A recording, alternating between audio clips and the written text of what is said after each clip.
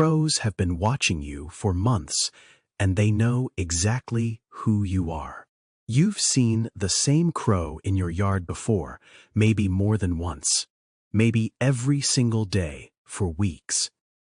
You assumed it was just passing through, that it didn't mean anything, that you were one yard among hundreds in its territory, and it simply hadn't moved on yet. You were wrong. That crow knows your face. It knows your routine.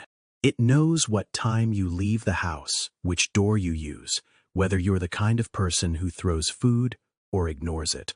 It has been watching you carefully, consistently, and with a level of intelligence that most people find genuinely unsettling when they first understand it. And if you've ever done something that upset it, even once, even by accident, it almost certainly hasn't forgotten. Welcome back to the soul of a bird.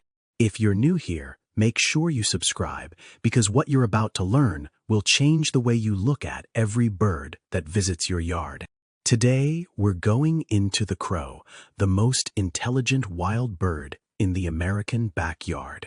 The one that remembers faces, holds grudges, teaches its children, and has been building a detailed picture of you, your habits, your character, your reliability for longer than you realize. There are 8 things I want you to know about what crows actually see when they look at you. Stay until the end, because the last one changes everything about how you think about the birds in your neighborhood. This is not folklore. This is not anthropomorphism. This is one of the most replicated findings in modern animal cognition research. In a landmark study conducted at the University of Washington, researchers wore specific masks while capturing and banding crows on campus. The crows were handled, measured, and released, a mildly stressful experience. The researchers then walked through the same area wearing those masks again, doing nothing threatening, simply walking. The crows responded with immediate alarm. They scolded the masked figures, dive-bombed them, and recruited other crows to join in the harassment. This continued for years. When researchers who had never worn the masks put them on and walked the same routes, they received the same treatment, even though those individuals had never personally interacted with the crows.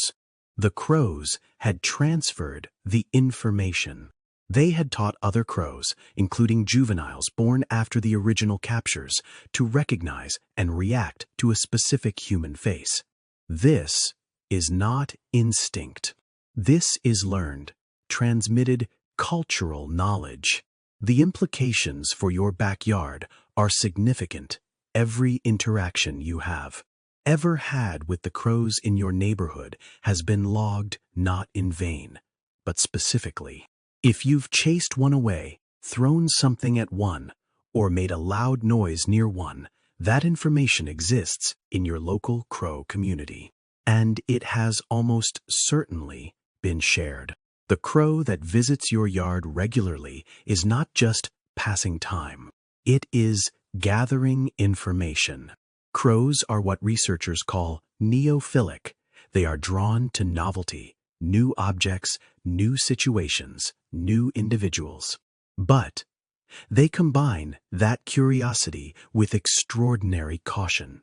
Before a crow fully incorporates a new element into its environment, including a new human, it observes at length from multiple angles over multiple days.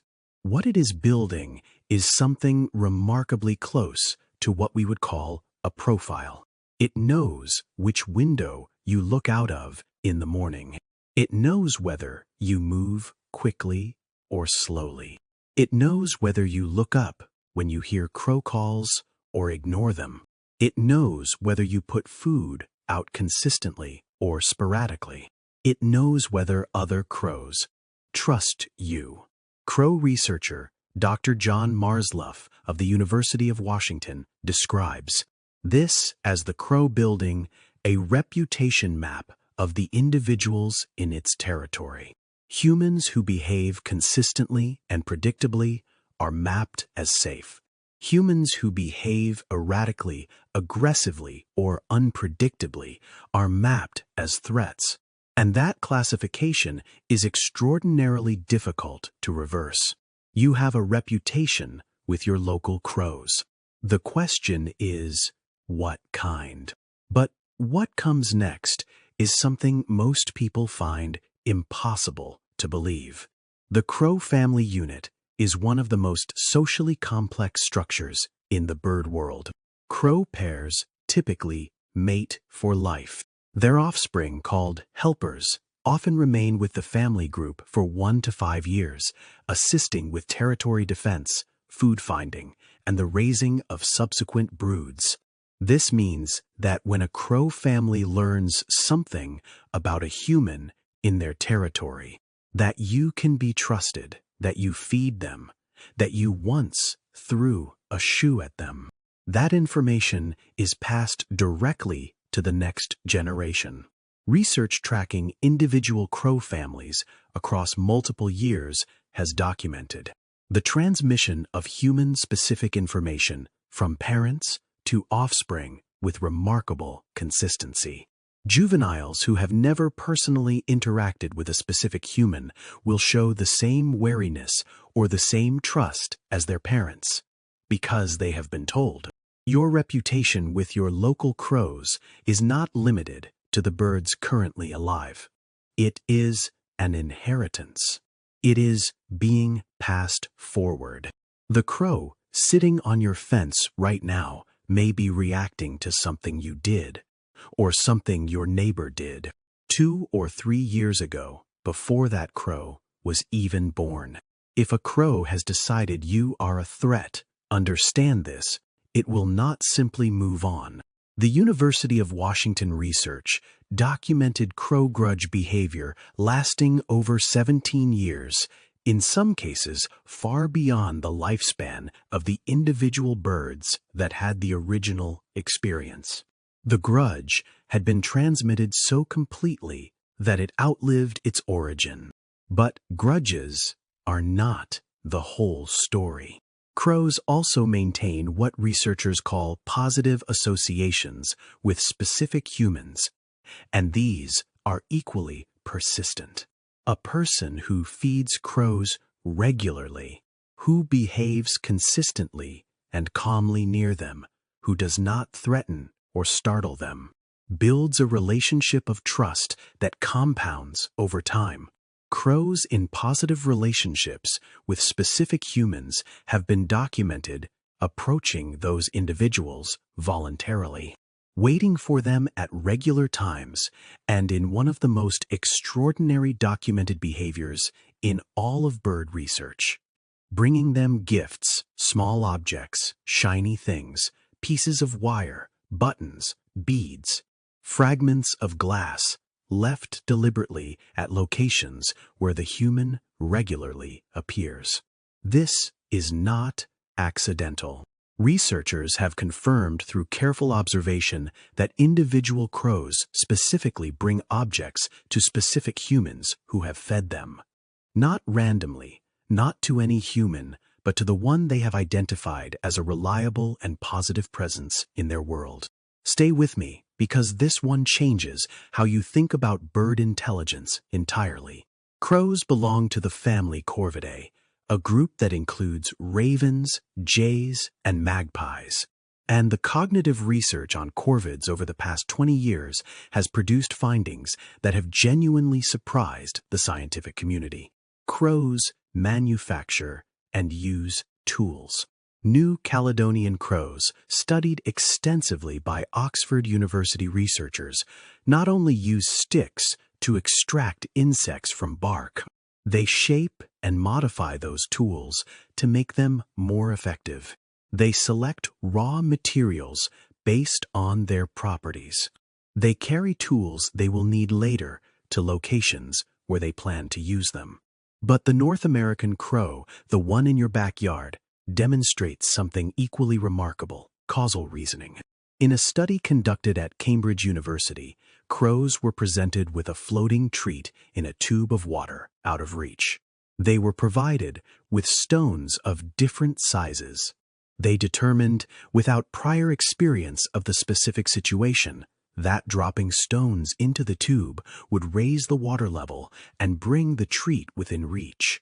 And they selected the larger stones, not the smaller ones, because they understood the relationship between stone size and water displacement. The crow watching you from your fence post is not simply reacting to stimuli. It is thinking about you, drawing conclusions, making predictions about what you will do next. If you've made it this far, what comes next is going to make you listen to crow calls very differently. Crows have one of the most complex vocal systems of any bird species. Researchers have identified over 24 distinct vocalizations, calls that communicate food, danger, identity, location, emotional state, and social information with a specificity that goes far beyond simple alarm signals. When a crow makes a specific alarm call directed at a human, it is not just expressing irritation. It is broadcasting information. Other crows within hearing range, which can extend hundreds of meters, receive and process that signal. They identify the location of the threat. They identify the nature of the threat, and they respond accordingly. This means that an interaction you have with one crow in your yard, a single moment of conflict or trust, is potentially heard and processed by dozens of birds in your neighborhood within seconds. Your reputation does not stay with one crow. It propagates. And when a crow makes a different call, the softer, more varied sounds associated with positive social interaction, it broadcasts that too. Crows that are calm and comfortable in your presence communicate that comfort. Other crows observe the behavior of trusted crows around specific humans and update their own assessments accordingly. Being trusted by one crow is the beginning of being trusted by all of them. This is the one that stays with people. Groups of crows, sometimes numbering in the dozens, will gather near a dead crow. They become quiet, unusually so for a species known for constant vocalization. They do not feed.